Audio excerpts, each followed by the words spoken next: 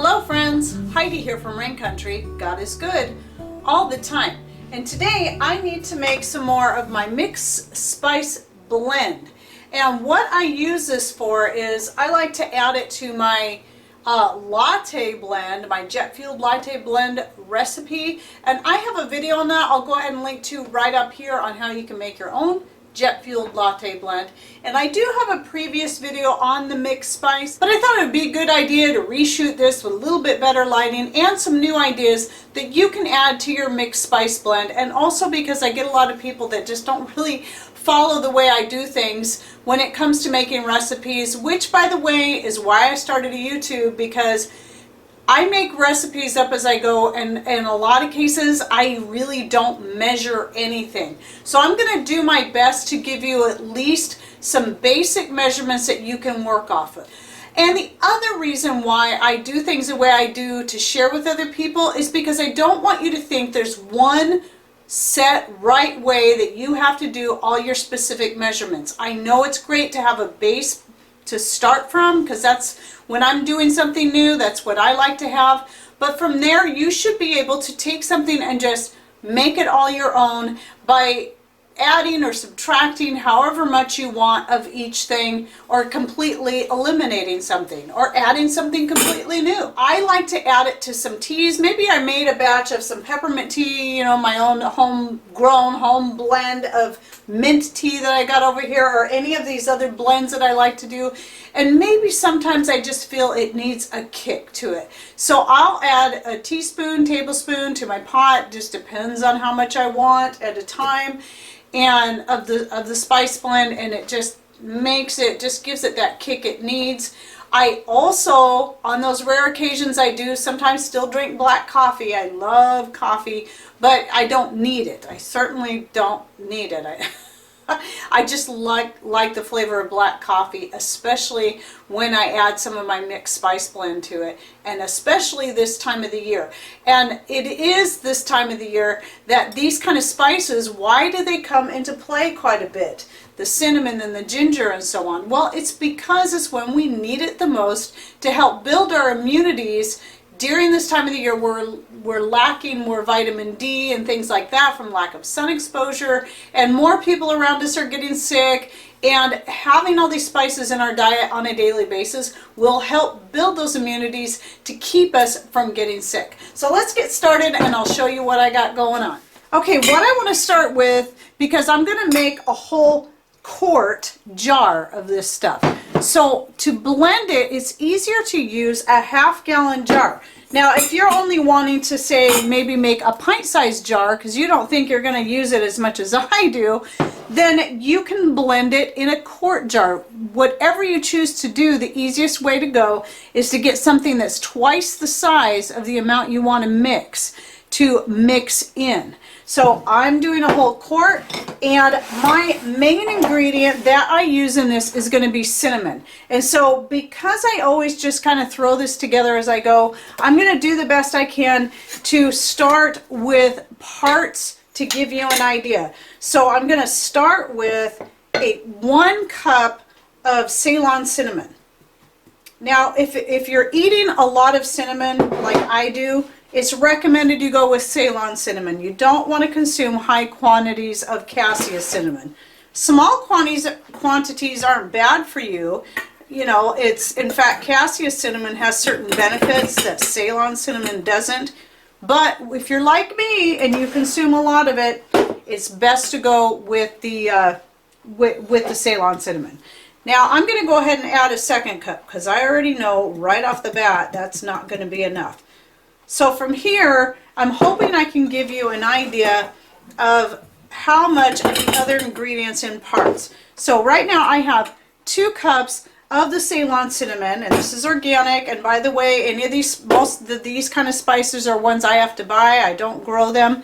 So I will link to all the ones that I buy in the description box below. Don't forget to hit the show more button, and they're all organic Frontier brand. In fact, or Star West. These are my 2 favorite brands, and a lot of them you can even get on the subscribe and save program through Amazon. So I brought another bag of the Ceylon cinnamon in case I used up what I have in the jar here. And then cloves. So I'm not going to use it directly out of this little tiny jar. This is what I always keep on hand. I'm going to go ahead and use the cloves from the bag and then top off my little jar. So I'm going to guess about at least a half cup of cloves to the 2 cups of, at least. I love lots of cloves. Actually, that's a whole cup there. That's okay. We'll put this in here.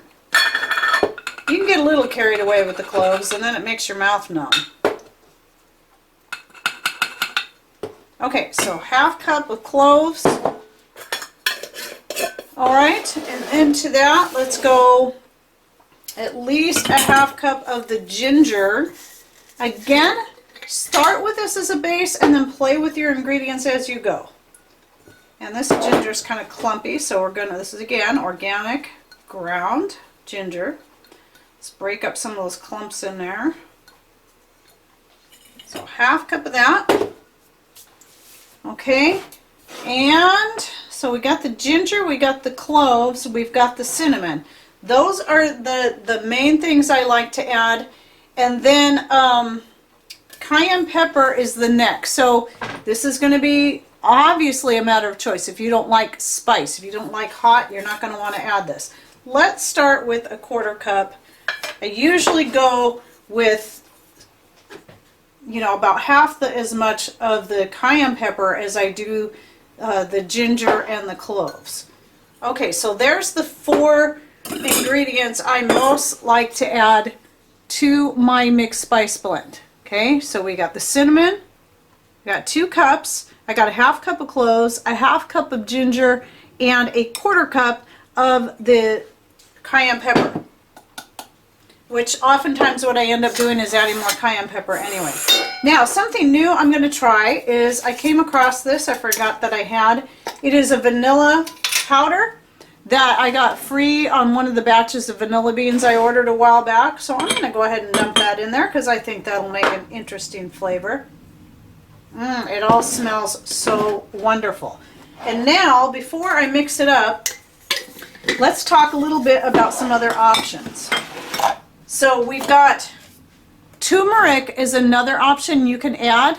I do like turmeric, but I don't, it's very rare I cook with it and stuff very much because I don't like the way it turns. It stains everything gold, turns everything gold. I don't like my food all to be this color.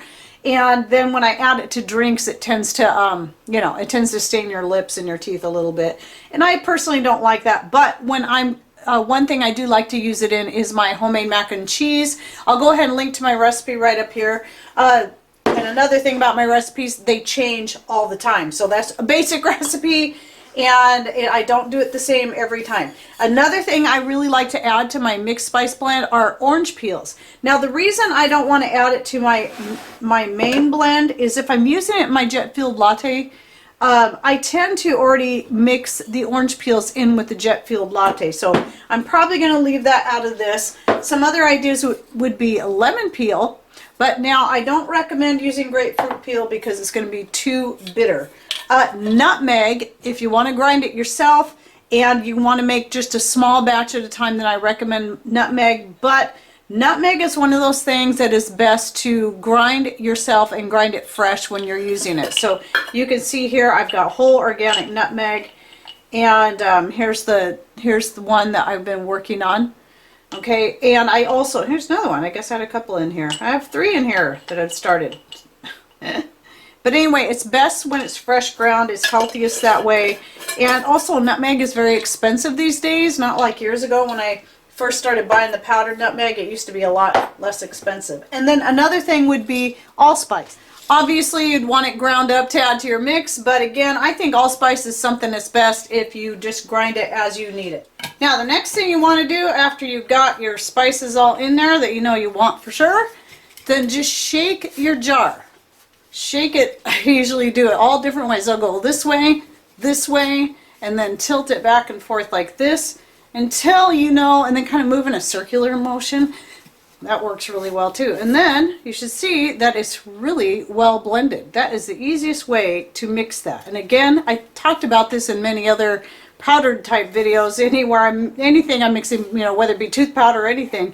But I picked that one up from a subscriber, and it was a very No, don't know why I hadn't thought of it, but hey, that's why we need each other. We all got great ideas that some of us don't think of.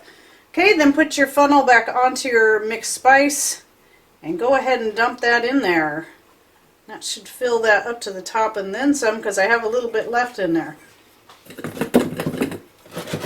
Okay, looks like I got plenty. This is good though. I'll put the excess in another jar.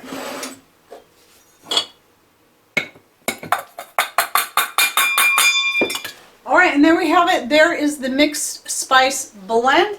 And I can tell I didn't add as much cloves to this as I usually do, because usually the color is much darker than this. So I'll go ahead and use it as is. I just know I like a lot of cloves and I needed some place to start off from to give you an idea of the measurements.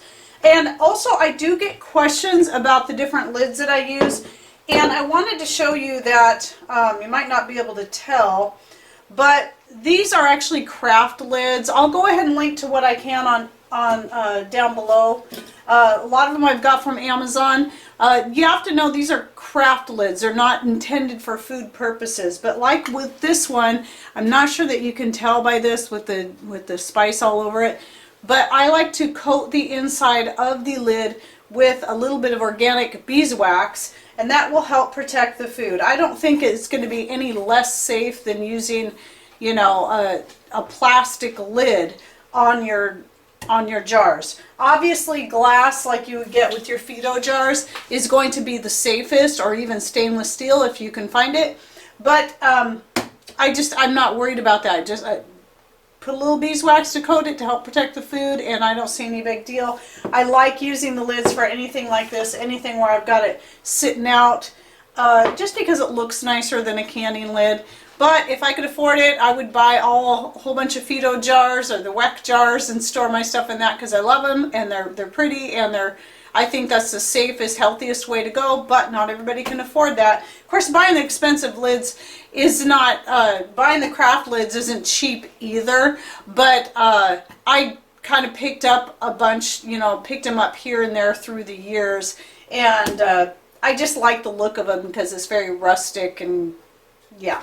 It's just my preference. But just so you know, but if you're looking at, you know, investing anyway, I would suggest going with either the Fido jars. They come in all kinds of different sizes, small sizes, or even the WEC jars for your canning and for storing your spices and things like that.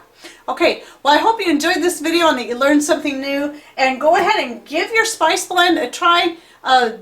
Take it and run with it and do whatever it is you want with it. Add whatever it is you want to make it totally you and to suit your taste and your family's taste as well. All right, well, thanks for watching. Take care and God bless.